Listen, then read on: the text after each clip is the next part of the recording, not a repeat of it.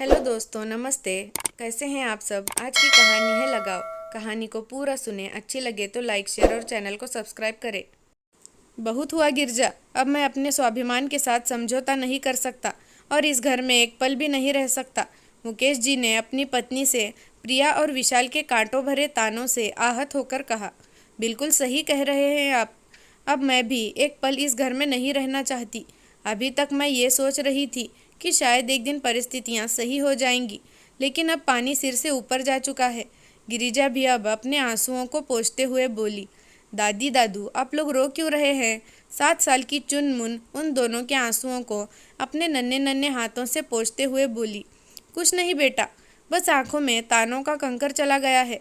मुकेश जी और गिरिजा जी व्यतीत होकर बोले, हमें मालूम है आपको मम्मी पापा ने डांटा है, इसलिए रो रहे हैं आप लोग।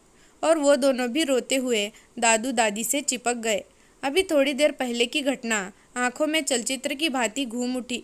विशाल, मैंने जिंदगी भर इन दोनों को अपने पास रखने का ठेका नहीं ले रखा है। तुम्हारे बड़े भैया तो अपनी सारी जिम्मेदारियों से मुंह मोड़कर आराम से विदेश में रह रहे हैं और इन दोनों बुड्ढा बुड्ढी को हमारे माथे मढ़ दिया है। जब इन बुड्ढा बुड्ढी को हमें कुछ देना ही नहीं है तो हम क्यों इनके अपने पास रखें। प्रिया का एक एक शब्द जहर बुझे तीर के समान दोनों के सीने को छलनी कर रहा था। बिल्कुल सही कह रही हो तुम। गलती तो मैंने भी की, इन दोनों को अपने पास रखकर। जैसे भैया ने छोड़ दिया था वैसे ही हमें भी छोड़ देना चाहिए था। लेकिन अब बिल्कुल भी नहीं। जहाँ जी चाहे, जैसा जी चाहे वैसे रहे। प्राणों से प्यारा बेटा बोल पड़ा, जिससे न जाने कितनी उम्मीद थी उन दोनों को। हे भगवान, ये दिन देखने से पहले हम लोग मर क्यों नहीं गए।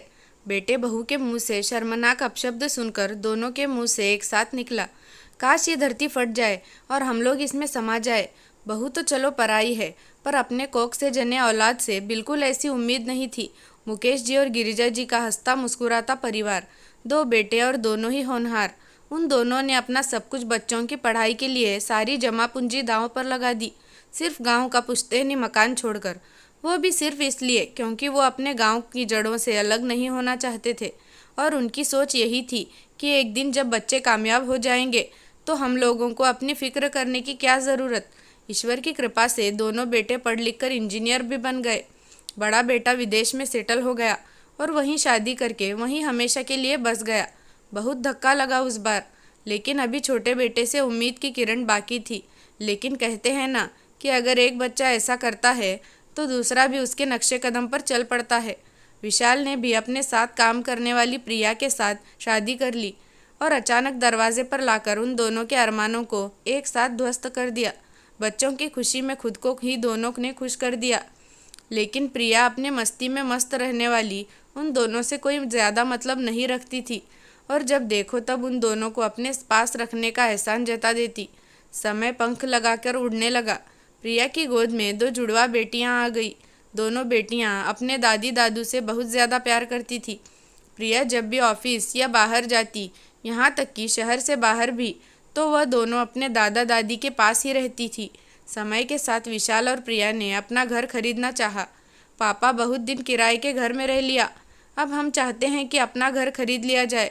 रुपए कम पड़ रहे हैं तो आप गाँव वाला घर बेच दीजिए। विशाल पास आकर बोला, बेटा जब कभी हम लोगों का मन करता है तो 2-4 दिन के लिए अपने लोगों के बीच चले जाते हैं। अगर एक बार घर बेच दिया तो हमेशा के लिए गांव से दूर हो जाएंगे। मैंने अपने जीवन भर की कमाई, सारी जमा पूंजी, यहाँ तक कि गिरजा ने अपने गहने तक तुम लोगों पर न्यौछावर कर दिए। एक तरह से मुकेश जी ने मना करते हुए कहा, क्योंकि मुकेश जी अपने आप को पूरी तरह से खाली नहीं करना चाहते थे। विशाल और प्रिया का व्यवहार देखते हुए समय पता नहीं कब पलटी खा जाए, तो कम से कम सिर छुपाने के लिए छत तो होना चाहिए। और वो दिन भी जल्दी ही आ गया। पापा, हम लोगों ने आपको इतने दिनों तक अपने पास इसलिए नहीं रखा कि आप मुझको वो घर बेचने के लिए मना कर दे। मुझको तो वह घर बेचना ही है। अब तो विशाल तमक कर बोला, आपको हराम की रोटी इसलिए नहीं खिलाई कि आप हमें वो घर बेचने के लिए मना कर दो। आप ये समझ लीजिए, वो घर इतने दिनों तक रोटी खिलाई उसका किराया है। प्रिया भी तमक कर बोली, अच्छा, तो अब इन लोगों की निगाह मेरी आखिरी जायदाद पर टिकी है, लेकिन मैं वह घर नहीं बेचूंगा, चाहे जो कुछ भी हो जाए। मुकेश जी और गिरजा जी ने कठोर फैसला ले लिया। और उस दिन से प्रिया और विशाल उल्टी सीधी बातों से हर पल उन लोगों का सीना छलनी करते रहते, लेकिन वह दोनों सिर्फ चुनमुन के कारण ही रुके थे। आज तो उन दोनों ने सारी मर्यादा ही तोड़ डाली। हम लोगों को मम्मी पापा की जगह बुड्ढा बुड्ढी तक कह डाला और वह दोनों गांव जाने की तैयारी करने लगे। दादू दादी, आप लोग कहाँ जा रहे हैं? उन्हें घर से बाहर निकलते हुए देखकर बोली, बेटा हम लोग गांव जा रहे हैं, हम भी चलेंगे। और दोनों उन लोगों के पैरों से लिपट गई। नहीं मेरे बच्चों, तुम लोग नहीं, अपने मम्मी पापा के पास रहो और जब बड़ी हो जाना तो अपने दादा दादी से मिलने गांव ज़रूर आना।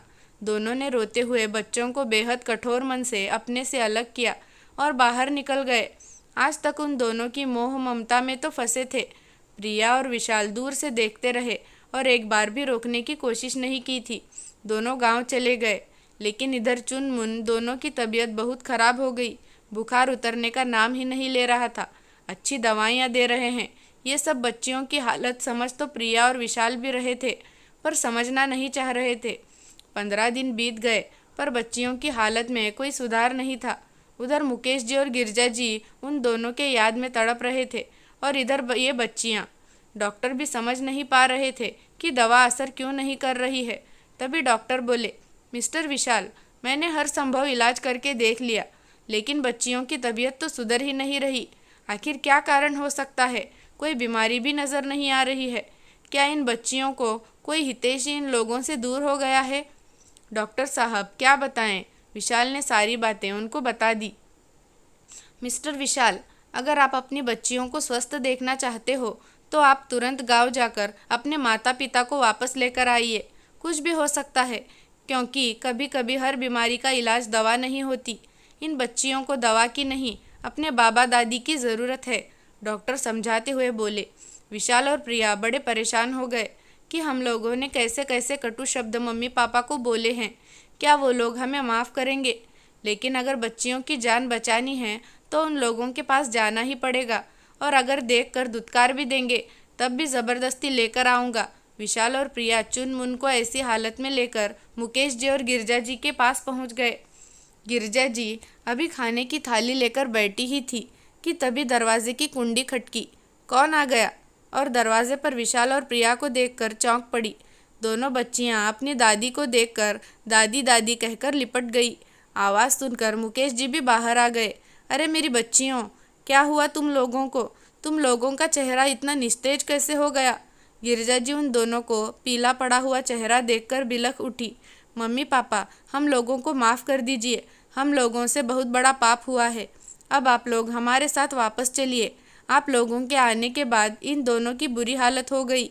आज 15 दिन से दो की दोनों बुखार से तड़प रही है, ना खा पी रही है, ना हंस बोल रही है। आज आप लोगों को देखकर इन लोगों के चेहरे पर हल्की सी मुस्कुराहट आई है। प्लीज़ मम्मी पापा, अब आप हम लोगों के लिए ना सही, अपनी बच्चियों के लिए हम लोगों को माफ़ कर दीजिए। हम लोग वादा करते हैं कि भविष्य में फिर कभी आप लोगों को किसी भी प्रकार का मानसिक कष्ट नहीं देंगे।